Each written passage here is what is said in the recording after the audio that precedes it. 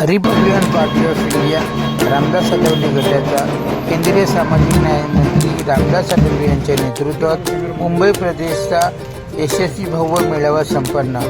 अनेक दिग्गज नेत्यांची हजेरी।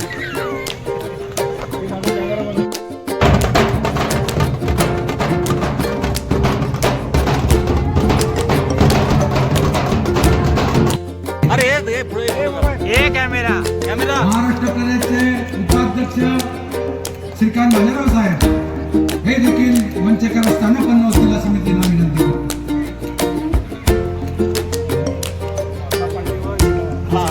रिपब्लिकन पार्टी ऑफ इंडियाचे कार्याध्यक्ष बाळासाहेब गरुड हे देखील इथे आलेले आहेत। बंधू आणि भगिनींनो, जय सेवाळा। हात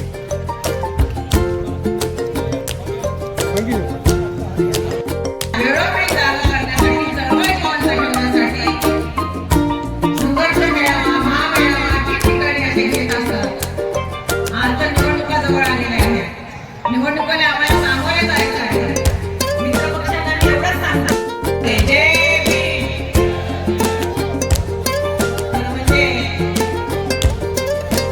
निवडणुका जवळ आलेल्या आहेत आणि त्याची तयारी करण्यासाठी हा भव्य मेळावा मुंबईकरांच्या वतीने जे मुंबईचे अध्यक्ष आहेत श्रीकांत कासारे ह्या सभेचे अध्यक्ष आहेत, स्वागताध्यक्ष त्यांचा हा विभाग आहे संजय जोशीजी। पार्टी ऑफ इंडियाच्या वतीने मुंबई प्रदेशच्या वतीने अत्यंत भव्य दिव्य असा मेळावा प्रमुख मार्गदर्शक आदरणीय सन्माननीय या भारत देशाचे केंद्रीय राज्यमंत्री रामदासजी आठवले साहेब व मुंबईचे अध्यक्ष भाजपाचे साधव यांच्या सर्वांच्या उपस्थितीमध्ये अत्यंत हा मेळावा भव्य दिव्य होत आहे। आपण आता एकच निर्धार करायचा आहे, येणाऱ्या महानगरपालिकेमध्ये आपल्याला आपला हक्काचा आपला स्वतःचा रिपब्लिकन पार्टी ऑफ इंडियाचा नगरसेवक पाठवायचा आहे। त्याप्रमाणे सर्वांनी पण तयारी। साठमजी जिल्ह्याचे दक्षिण मध्य मुंबई जिल्ह्याचे जिल्हाध्यक्ष नाव मला कट करणार आणि सीमाताई खरं तर जास्त वेळ घेणार नाही, वेळ कमी आहे। पहिली घोषणा नाही करूया, आपली ताकद पहिली दाखवूया आणि नंतर दोनच शब्द बोलतो आणि भाषण संपवतो। डॉक्टर बाबासाहेब आंबेडकरांचा, डॉक्टर बाबासाहेब आंबेडकरांचा, छत्रपती शिवाजी महाराजांचा। साहेब, ही दक्षिण मध्य मुंबईमध्ये ताकद चांगल्या प्रकारे आहे। मुंबईचे मुंबई अध्यक्ष बीजेपीचे आपल्याबरोबर आले साहेब। दक्षिण मध्यमधून आम्ही फक्त एवढीच मागणी करतो, आमचा बाले केला आहे 4 ते 5 सीट द्या, निवडून येणार द्या आणि निवडून आणू आणि निळा झेंडा दक्षिण मध्य मुंबईमध्ये फडकू। लोकशाही लढण्यासाठी महात्मा ज्योतिबा फुले, छत्रपती शाहू महाराज या सर्व राष्ट्रपुरुषांना काय ना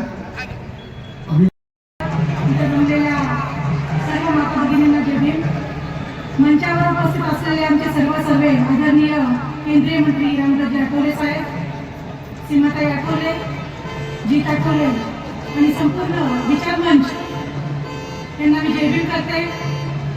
येणाऱ्या महानगरपालिका तोंडावर येऊन घेतलेल्या आहेत निवडणुका आणि आज काय मेळावा होत आहे।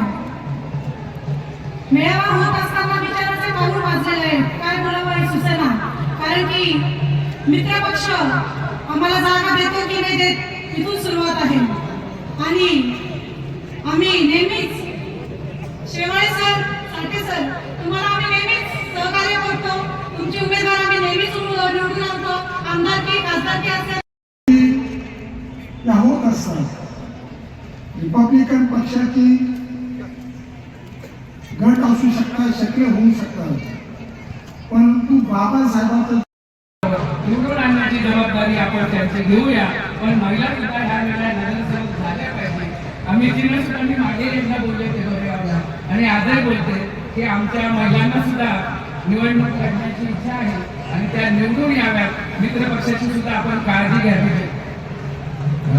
भारतीय घटनेचे थोर शिल्पकार आम्हा सर्वांचे उद्धारकर्ते संविधानकार परमपूज्य डॉक्टर बाबासाहेब आंबेडकर, क्रांतिबा ज्योतिबा फुले, छत्रपती शाहू महाराज, आई सावित्री माता, जिजाऊ माता या महान विभूतींना त्रिवार अभिवादन करतो.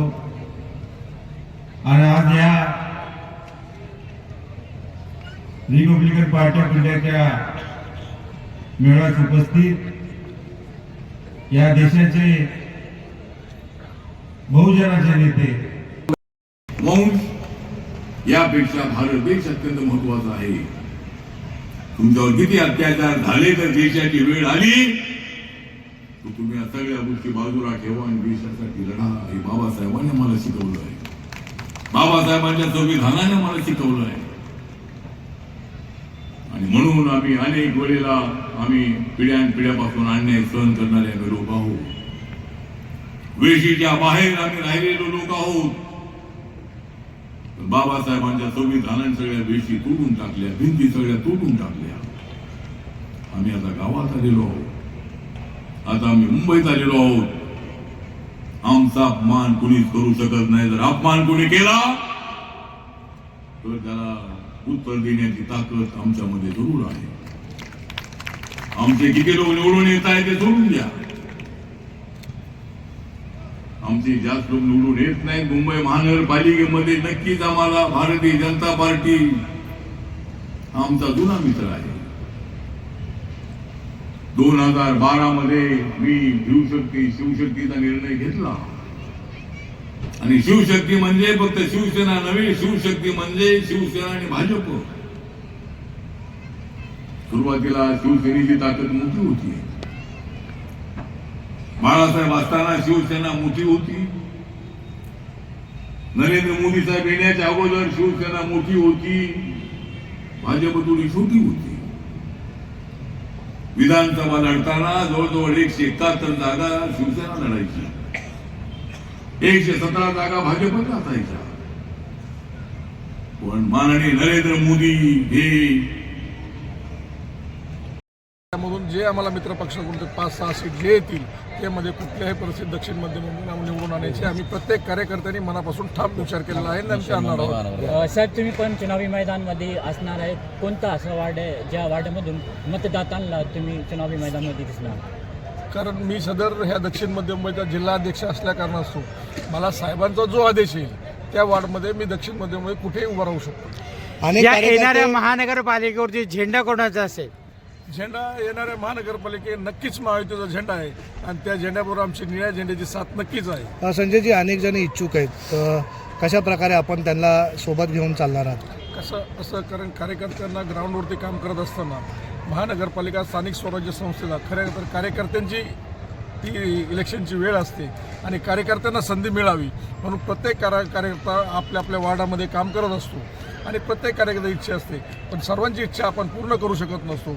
पण पक्ष नेतृत्वाने ज्या कार्यकर्त्यावरती टीका लावला जाईल की सदर वार्डमधला हा उमेदवार आहे त्याचं एक निष्ठेने संपूर्ण पक्ष काम करेल असे आदेश ऑलरेडी आठवले साहेबांनी दिलेले आहेत. भव्य मेळावा होता, किती कार्यकर्ते इथे उपस्थित होते?